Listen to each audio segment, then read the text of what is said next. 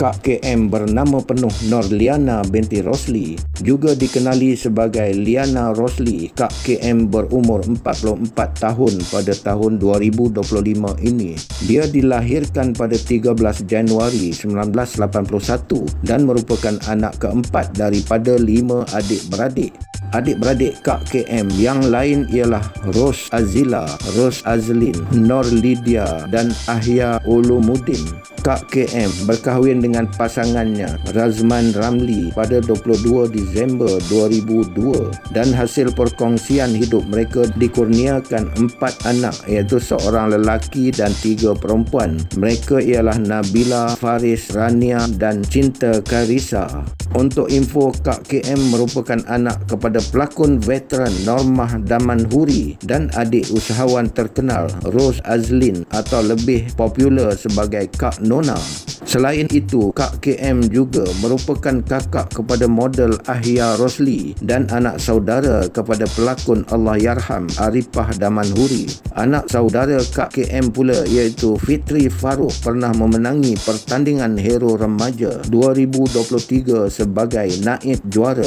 Kak KM berkerjaya sebagai usahawan produk jamu penjagaan kesihatan wanita berjenama Sweet Dara. Menurutnya, rezekinya datang daripada produk jamunya yang telah terjual sehingga 20,000 set dalam sehari. Untuk pengetahuan, singkatan KM dalam nama Kak KM bermaksud ketat mencengkam, yang mana istilah ini tidak diluluskan sewaktu dia mendaftar perniagaannya. Nama Kak KM pula dicetuskan oleh pembeli yang memanggilnya dengan gelaran ini ketika membuat tempahan produk mengenai latar belakang kehidupannya pada tahun 2000 ketika umur Kak KM dalam lingkungan 18 ke 19 tahun, iaitu selepas peperiksaan SPM. Dia bekerja di Maybank selama lebih 2 tahun. Gajinya 1,100 ketika itu hampir keseluruhan digunakan untuk membayar hutang dan sebahagiannya dihulurkan kepada ibu. Selepas berkahwin dan melahirkan anak, Kak KM berniaga di usia 29 tahun. Ketika awal pembabitan dalam perniagaan, dia hanya mempunyai RM70 sewaktu mendaftar dengan SSM. Namun selepas 3 bulan berniaga, dia berjaya memperoleh RM1 juta.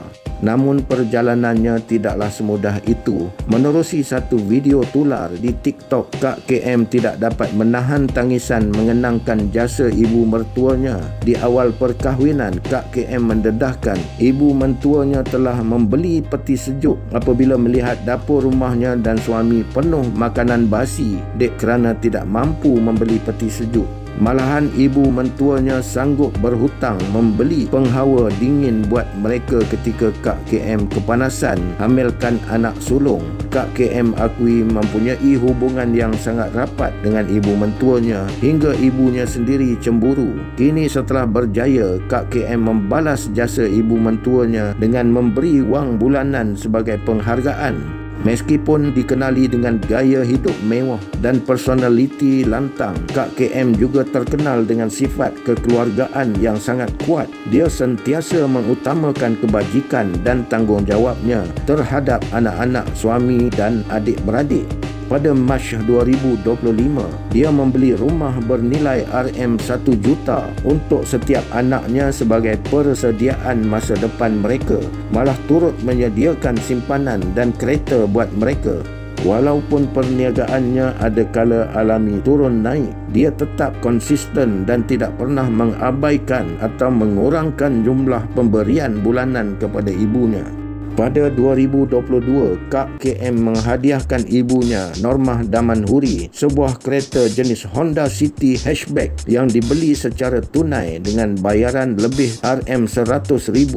Dalam pada itu, bapa Kak KM pula telah pun meninggal dunia pada tahun 2010. Pada tahun 2022, sebagai penghargaan kepada dirinya sendiri, Kak KM membeli sebuah kereta mewah jenis Range Rover. Antara lain, pada 2024, kakak Kak KM iaitu Lydia Rosli pernah digosipkan dengan penyampai radio popular Taizo. Namun difahamkan Taizo belum bersedia mengahwini Lydia kerana belum bersedia memegang tanggungjawab sebagai suami.